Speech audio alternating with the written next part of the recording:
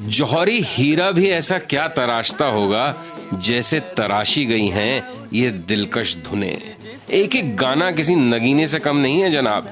और इन नगीनों को गढ़ने वाले जौहरी ओंकार प्रसाद नैयर यानी ओपी नैयर साहब ही हैं हमारे आज के नायक।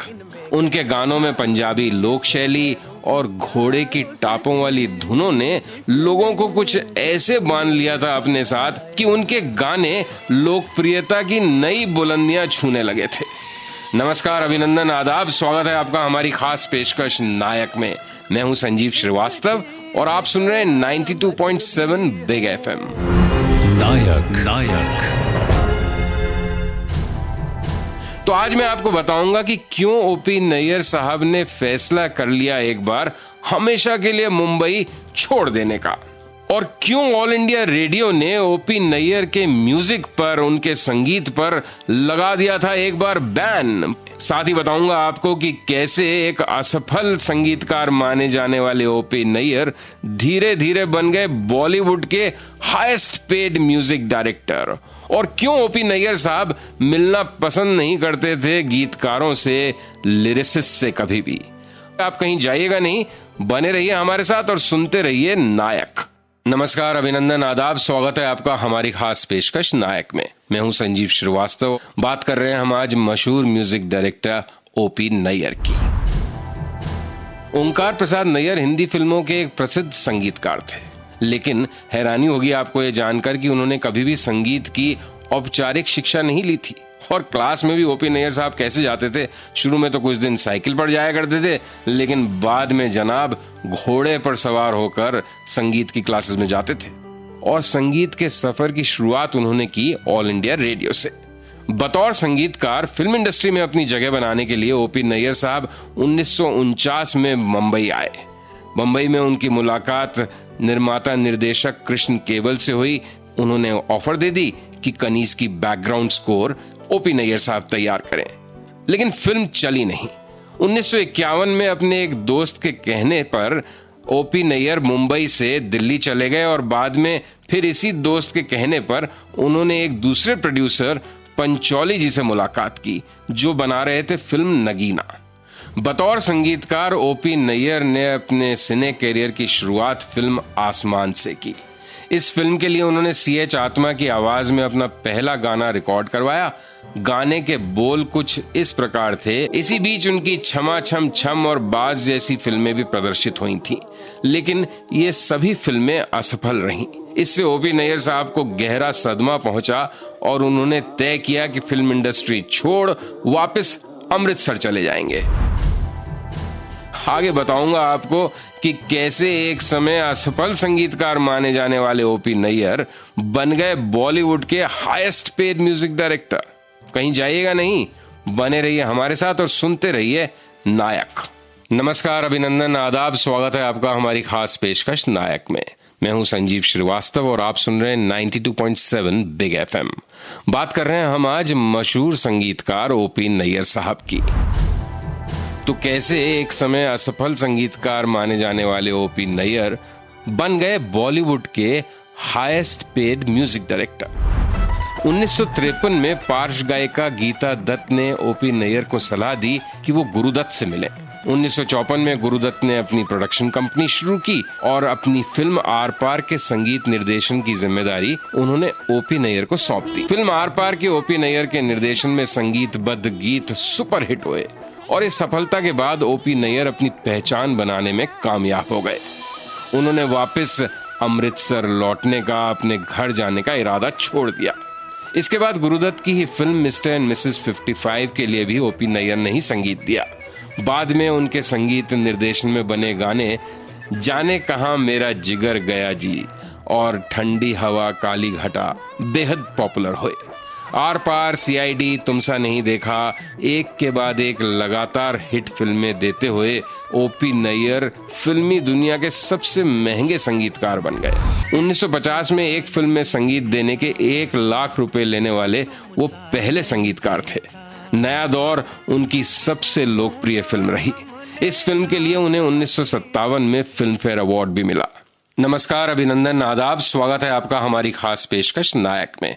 मैं हूं संजीव श्रीवास्तव। बात कर रहे हैं हम आज मशहूर संगीतकार ओपी नैयर साहब की। तो क्यों मीडिया की नजर में ओपी नैयर साहब थे एक रेबल, बागी, और क्यों ऑल इंडिया रेडियो ने ओपी नैयर के म्यूजिक पर लगा दिया बैन? बात यह थी कि सिर्फ कुछ ही फिल्मों में अपनी कला का लोहा तो सबसे मनवा ही लिया था ओपी नैयर साहब ने, लेकिन थे स्वभाव से वो जिद्दी और कुछ एकांत प्रिय स्वभाव के भी थे। हालांकि ओपी नैयर हमेशा न्यू कमर्स के प्रति बहुत उदार रहे, लिहाजा मीडिया ने हमेशा उन्हें एक बागी संगीतकार की छवि में कैद करके रखा और उसी तरह दुनिया के सामने पेश किया। 1950 के दशक में ऑल इंडिया रेडियो ने उनके संगीत पर यह कहते हुए बैन लगा दिया कि उनका म्यूजिक बड़ा मॉडर्न है, बहुत आधुनिक है। ऑल इंडिया रेडियो के तत्कालीन प्रबंधन का कहना था कि इससे जो नई पीढ़ी है वो गलत दिशा में भटक जाएगी। लेकिन श्रीलंका का रेडियो सिलोन, जो उन दिनों बहुत सुना जाता था फिल्मी गानों के लिए, वहां ओपी नैयर के गाने बदस्तूर बजाए जा रहे थे और उनकी लोकप्रियता हर हफ्ते बढ़ती जाती थी। ये माहौल देख, हवा का ये रुख पहचान, खुद मंत्री महोदय को उस बैन को वापस लेना पड़ा। आशा भोसले के साथ ओपी साहब ने लगभग 70 फिल्मों में काम किया। सिने जगत के लोग आशा भोसले को ओपी नैयर की ही खोज मानते हैं। लेकिन दूसरी तरफ ओपी नैयर ने लता मंगेशकर के साथ कभी काम नहीं किया। ओपी नैयर का कहना था कि उनके गाने लता की आवाज से मेल नहीं खाते। नमस्कार, अभिनंदन, आदाब, स्वागत है आपका हमारी खास पेशकश नायक में। मैं हूं संजीव श्रीवास्तव। बात कर रहे हैं हम आज मशहूर संगीतकार ओपी नैयर साहब की। तो क्यों ओपी नैयर साहब मना कर दिया करते थे लिरिक्स राइटर को, गीतकारों को अपने आसपास आने से? ओपी नैयर साहब ने सिर्फ एक ही फिल्म में गीतकार प्रदीप से गाने लिखवाए। ये थी एस मुखर्जी प्रोडक्शंस की 1969 में आई फिल्म संबंध। नैयर साहब को प्रदीप जी की शक्ल पसंद नहीं थी, इसलिए वो सिटिंग में कभी प्रदीप जी को नहीं बुलाया करते थे। संबंध फिल्म के गाने प्रदीप जी किसी मैसेंजर के हाथों भिजवाया करते थे, क्योंकि ओपी नैयर साहब तो उनसे मिलने को तैयार होते नहीं थे। इसी तरह गीतकार अनजान से भी ओपी नैयर साहब ने बहारें फिर भी आएंगी के गाने लिखवाए थे। अनजान के बेटे समीर ने खुद बताया कि नैयर साहब ने अनजान से निवेदन किया था कि वो खुद ओपी नैयर के पास ना आया करें। अनजान ने कारण पूछा, नैयर साहब बोले, यार तुम शरीफ आदमी हो, मैं गालियां शालियां देकर बात करता हूं, मुझे अच्छा नहीं लगेगा तुम्हें गालियां अगर दूंगा तो कुछ ऐसी अदाएं थीं ओपी नैयर साहब की। 1958 में आई फिल्म रागनी के निर्माता स्वयं अशोक कुमार थे और किशोर कुमार के साथ वह भी इस फिल्म में अभिनय कर रहे थे। इस फिल्म का गाना मन मोरा बावरा शास्त्रीय संगीत पर आधारित था, इसलिए ओपी नैयर साहब ने तय किया कि यह गाना वे मोहम्मद रफी से ही गवाएंगे। किशोर कुमार को मंजूर नहीं था कि पर्दे पर वे रफी की आवाज लें।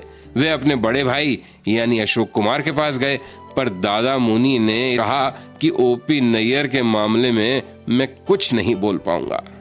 तो ऐसे थे ओपी नैयर साहब। अब चाहे आप उन्हें जिद्दी समझें या अपने काम के प्रति समर्पित। आगे बताऊंगा कि कैसे एक संगीतकार से डॉक्टर बन गए ओपी नैयर साहब एक मर्तबा। बहुत दिलचस्प किस्सा है, कहीं जाइएगा नहीं, बने रहिए हमारे साथ और सुनते रहिए नायक। नमस्कार, अभिनंदन, आदाब, स्वागत है आपका हमारी खास पेशकश नायक में।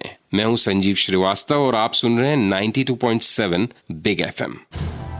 तो कैसे संगीतकार ओपी नैयर बन गए एक डॉक्टर? ओपी नैयर मनमौजी थे। एक बार उन्हें धुन सवार हुई होम्योपैथी सीखने की। बस सीखने लगे और 1990 के दशक में बतौर होम्योपैथ लोगों का इलाज भी करने लगे। उनके पास मरीज भी आने लगे। कुछ लोग तो उनसे मिलने के लिए मरीज बनकर उनके पास आ जाया करते थे। ओपी नैयर साहब एक मामले में और भी बहुत खास थे। अक्सर संगीतकारों के पास धुनों का एक बैंक होता है। निर्माता जब उनके पास आते हैं तो म्यूजिक डायरेक्टर्स लिरिसिस्ट को बुलाते हैं, उनसे कुछ लिखने को कहते हैं और फिर उन्हीं गानों को अपनी ऑलरेडी बनाई हुई धुनों पर सेट कर देते हैं, या फिर गीतकार को कहते हैं कि ये धुन सुनिए और फिर उसके अनुसार गाना लिखवा लेते हैं। लेकिन ओपी नैयर साहब इस अप्रोच को कभी सही नहीं मानते थे। वे पहले सिचुएशन समझते थे, फिर गीत के बोल सुनते थे और उसके अनुसार फिर आखिर में धुन तैयार करते थे। ओपी नैयर हमेशा लीक से हटकर चलने वालों में रहे। ओपी नैयर साहब के बारे में कहा जाता है कि उनका रहन सहन सब कुछ बिल्कुल रईसों वाला था, और क्यों नहीं होता। जमींदार परिवार से वो आते थे, किसी मुद्दे पर वो समझौते किया नहीं करते थे, अंग्रेजी फिल्में देखने के शौकीन थे, तो कुछ स्टाइल कुछ अदाएं तो ओपी नैयर साहब में भी आनी ही थी। काला हैट पहनना उनका सिग्नेचर स्टाइल था, तो कुछ ऐसी अदाएं थीं ओपी नैयर साहब की। नमस्कार, अभिनंदन, आदाब, स्वागत है आपका हमारी खास पेशकश नायक में। मैं हूं संजीव श्रीवास्तव। बात कर रहे हैं हम आज महान म्यूजिक डायरेक्टर ओपी नैयर की। तो क्यों मना कर दिया था ओपी नैयर ने अपने घर वालों को अपनी अंतिम यात्रा में शरीक होने से? 1950 का दशक खत्म होते होते अच्छे संगीत के बावजूद उनकी फिल्में फ्लॉप होने लगी थी। जिस तेजी से ओपी नैयर इंडस्ट्री में ऊपर उठे थे, उसी तेजी से वो नीचे भी आए। 1961 तो एक ऐसा साल रहा जब उन्हें एक भी फिल्म नहीं मिली। उधर पर्सनल लेवल पे भी उनकी कई लोगों से इक्वेशंस खराब हो गई थी। मोहम्मद रफी से उनके संबंध बिगड़ चुके थे। गुरुदत्त साहब जो उनके मेंटोर थे, एक तरह से उनकी मौत हो चुकी थी। ये उनके लिए बेहद मुश्किल समय था। ये शायद उन आखिरी गानों में से एक था जो आशा भोसले ने ओपी नैयर साहब के संगीत निर्देशन में गाया था। उसके बाद ओपी नैयर और आशा भोसले ने कभी भी एक साथ न काम करने का फैसला किया। मौत से पहले ओपी नैयर बिल्कुल अलग पड़ गए थे, अपने परिवार तक से भी। सबसे वो इस कदर खफा हो गए थे कि उन्होंने कह दिया था कि कोई भी, उनके परिजन भी उनकी अंतिम यात्रा में शरीक नहीं होंगे। 28 जनवरी 2007 के दिन भारतीय हिंदी सिनेमा ने अपने सबसे महान संगीतकारों में से एक ओपी नैयर को हमेशा के लिए खो दिया। तो ये थे हमारे आज के नायक ओपी नैयर की कहानी। कल शाम 8 बजे हाजिर होता हूं मैं आपके सामने भीष्म सहानी की कहानी के साथ। सुनना ना भूलिएगा। तब तक के लिए मुझे संजीव श्रीवास्तव को दीजिए अनुमति। नमस्कार, शुभ रात्रि, टेक केयर एवरीवन।